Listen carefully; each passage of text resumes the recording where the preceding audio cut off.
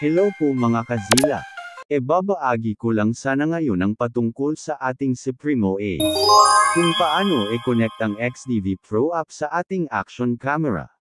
Ang password ay makikita natin dito. Una po dapat nating gawin ay kailangan po natin download ang app. Pag na-download na natin ang app ay proceed po tayo sa phone settings.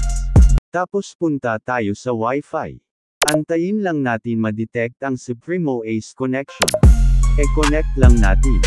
Pagkatapos makakonect ay buksan po ninyo ang XDV Pro app. Meron akong sample video kung paano ko siniset ang anggulo ng aking camera habang nakaupo sa motor. Gamit ang app na ito, ay may direct access na tayo sa settings ng ating action camera.